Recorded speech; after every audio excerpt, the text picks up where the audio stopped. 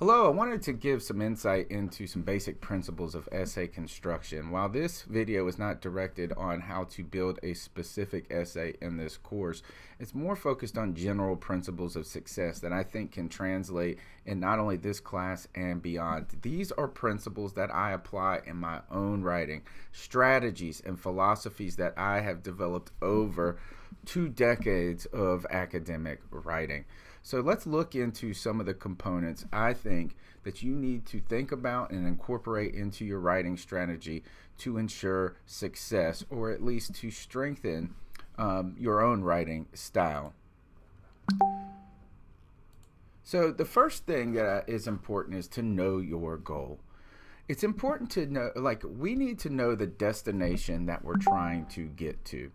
Right, is that it's important before you can start writing, you really need to know what you're trying to accomplish. So it's important to familiarize yourself with the subject and the topic, to familiarize yourself with the instructions or the prompt, right, or the purpose of what you're trying to achieve. You also need to be familiar with the voice, right? And when I say voice, this is a different way for me to say the style of writing. Was this a argumentative essay? Is this a comparative essay? In my class, we use a lot of role play type strategies to make the content interesting or at least relatable. So are you writing from the perspective of someone being in the moment of an event, like a current day participant, or are you as a historian writing, looking back at an event and analyzing the historical importance, much like this Emmett Till assignment is going to come, that is upcoming. So then the other thing you need to do is be very familiar with your resources. That is, in my classes, I provide the research materials for you to kind of take that component out. But not only do you have to do your research, but you have to really understand and be familiar and comfortable with those resources. And that takes a lot of pre-work. And this is what I hope that the assignment notebooks have helped to try to accomplish, as well as the document analysis worksheets. These are all strategies that are kind of built into the course. And then the last and most important component is know what you're going to try to convince your reader of. What is your argument? We often refer to this as the thesis, or in many ways you can say is, what will this paper conclude? What will it try to convince you of? So a lot of writing can be made easier, or a lot of writing is prep work. I mean, it is much like cooking in the kitchen, is getting the ingredients ready, preparing them, pre-measuring, chopping out the ingredients to make the meal, right? So what I think is this is important to build a detailed outline. Now, admittedly, I was not a fan of this when I was a student. My teachers would implore me to do this. They would often force me to do this, and I would fight and resist at every opportunity. But I think as I've grown older and more mature in my thinking and my writing the way I write and plan my writing, this has become a very important component for my own success. And that is, when you develop a detailed outline, a plan of attack, you can write with intent. Instead of trying to figure out where you're going as you're writing, instead, you know the destination and the markers to look along the way so you can reach that destination, or at least bring your reader to that destination. So I think building a detailed outline where you really plan the strategy of a paper or of your writing is important.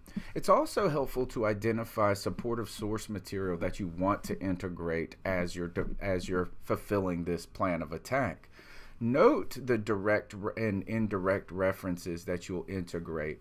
And when I say direct references, is that what are the direct quotations that you're going to use to really slam home your analysis? What are some of the references in like paraphrasing or general references to important information that you're going to incorporate in each paragraph to help support your points?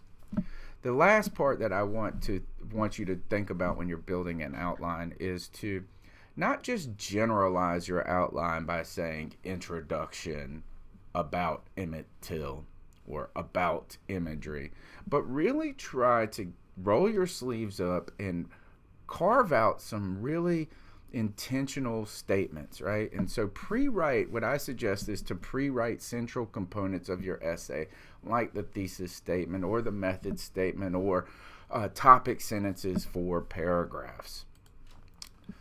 Next, your money is made in the introduction and the conclusion. That is my motto, right? Is an introduction is the part where you sell it's your pitch to the reader. It's how you get in the door with them, and you tell them what you're going to convince them of. So one of my professors used to always say, I know if your essay can or cannot be an A by the end of the introduction. Now, what he was saying is this, is that by the end of the introduction, I don't know if I'm going to give you an A, but I do know if it can't be an A. And what he meant by that were there are certain things that an introduction has to achieve, or else it will not, or it's already, you're fighting a losing battle in some ways. So there's three components to an introduction that have to be, I think, make for a successful recipe. First is the lead. Sometimes you hear people call it the hook, but I don't like this. It doesn't mean you just have to grab your reader's attention with some sensational statement. I think that's too basic of a look at it. Instead, the lead, what it should do is orient the reader to the subject, right? Is to give them some context about what the paper is about, what the discussion is about, and why it matters, right? So what I like to think about is I use the word orient them to where they're at, orient them to the discussion. Next, and the most important part is a thesis. It's the purpose, it's the conclusion, it is the argument. What I like to think of is a thesis. One of the things that we've kind of, in some ways, can be mistaught about how to write a strong thesis statement is your thesis isn't what your paper is about. It's about what it's going to do, what it's going to accomplish. The way I like to think about it is I want to tell my reader exactly what they will be convinced of by the end of this essay. In many ways, this is like a brainwashing experiment. It's almost, what I like to think is that you're going to say this, is that by the end of this essay, you'll have no other way of thinking about this than this. Now, you don't need to be that explicit in your thesis statement, but just really think this is like, what's your answer to the prompt? What's your conclusion? Don't say, I'm going to write a paper that discusses the imagery surrounding the Emmett Till case, but instead tell the reader what imagery, the effect of it, right? Can tell them what your essay will convince them of. The last component that I think is critical for an effective introduction is a method statement. Tell the reader how you're going to get them there, how you're going to convince them of this. Sometimes I think of this like an attorney in a courtroom where his opening statement, or he or she, their opening statement, what they generally say is this: by the end of this trial, you will be convinced, right, that this person is guilty or not guilty. They tell you what you're going to think. And they say, over the next couple of weeks, we're going to bring up witnesses that support, that discredit this. We're going to bring in scientific evidence and forensic evidence that support or discredit this. So another way to think of the method statement is they're almost signposts to look for as we're on this trip. If you're taking them to this destination, which is your conclusion, you tell them how we're going to get there, right? So things to look out, like this is going to be the major features of our trip, our intellectual journey, right? Next is that the body of a paragraph is the meat and potatoes of it, right? This is while it's it's important to think of these as strategic aspects of your essay. So what I like to think of is each paragraph is a strategic move in supporting the essay's thesis, which I have a typo right there. The essay's thesis as in possessive. But I'll change that before I send this presentation out. You're playing a chess game. Each move is building on the last one and setting up the next one. And all of that is trying to achieve checkmate, which is convincing your reader of the thesis. Another thing that is important is to think of each paragraph as a miniature essay, right? Each paragraph has its own thesis statement. We call that the topic sentence. You then go about supporting that and expanding on that topic sentence.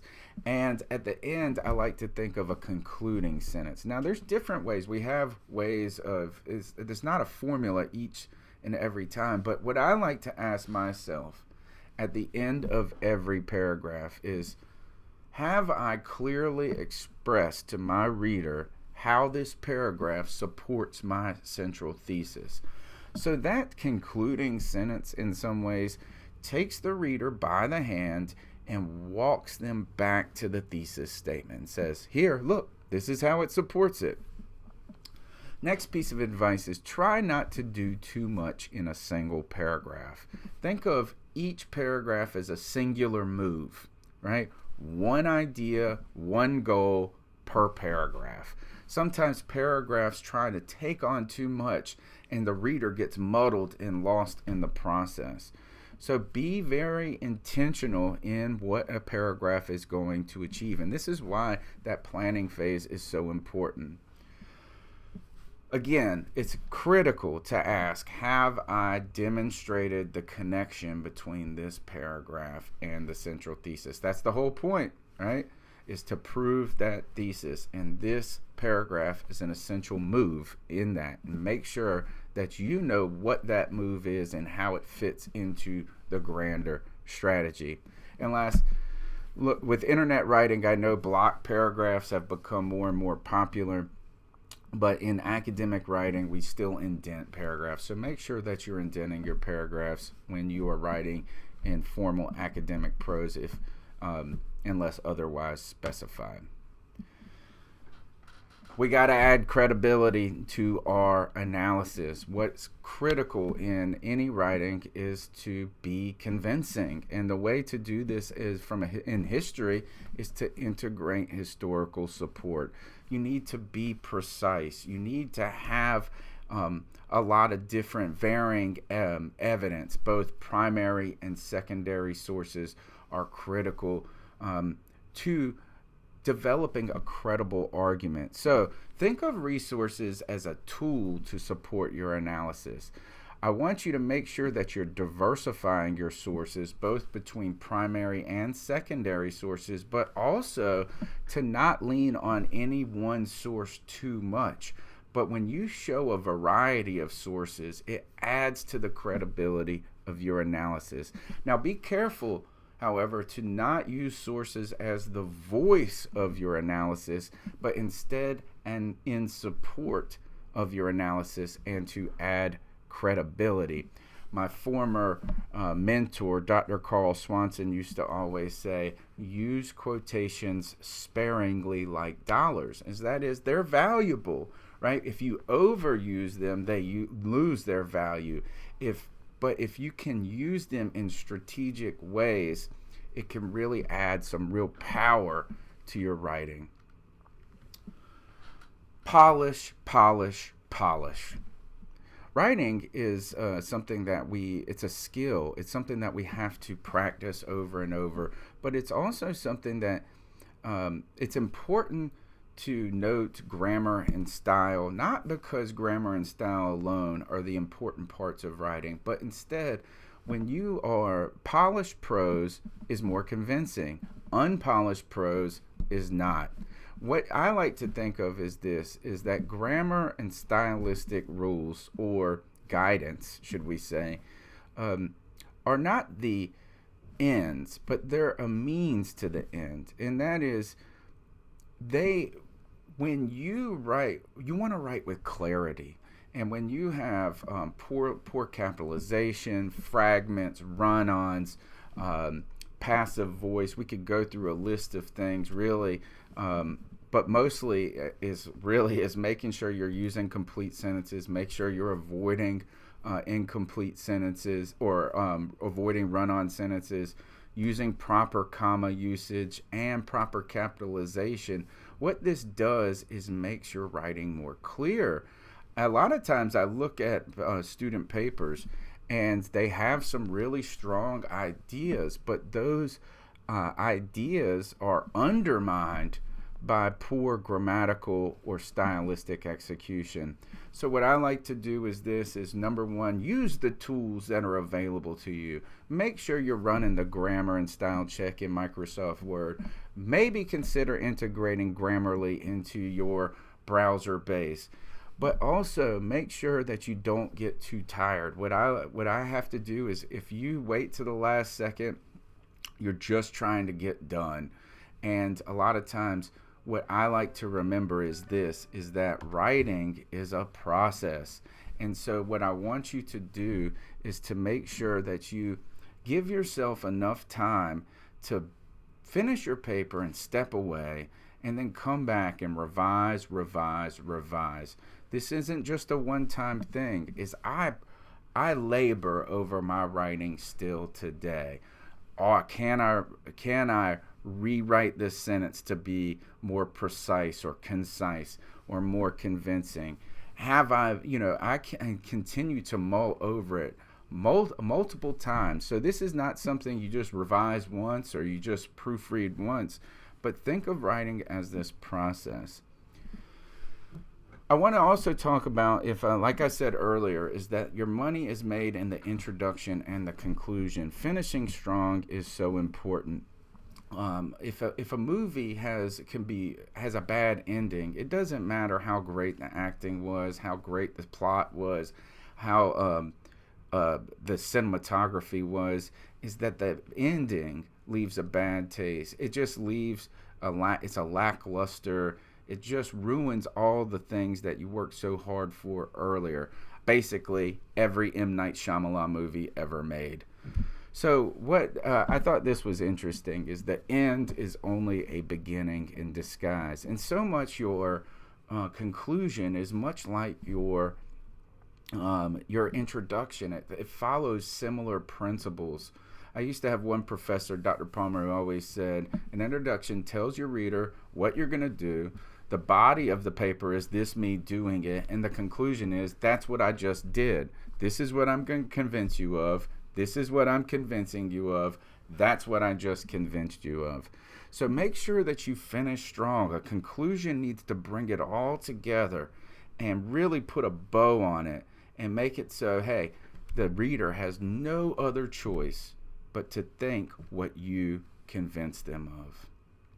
Again, remember, writing's a process. This is not something that happens fast. It's a lot of hard work. It's a lot of preparation, and it takes a lot more time. If there's any lesson not any lesson, I want to teach you a lot of lessons. One lesson I've learned in life is everything takes more time than I thought it was. If I tell my wife I'm going to come home and cut the grass and I expect it to take me an hour, it takes 2. Make sure you put in the work early and you continue to refine this as a process. Embrace the process, right? Embrace the planning, and it will make these things easier. It will make you be able to write with intent. I hope that some of these strategies help you succeed in your upcoming essay. Oh, and make sure, don't forget, Emmett Till is spelled with 2 M's, 2 T's, and Emmett. Just a little precision thing that I see a lot of people mess up on. Please, I hope that you found this valuable. And remember, these are strategies. These are principles and philosophies of writing that I think can help you not only in my class, but beyond.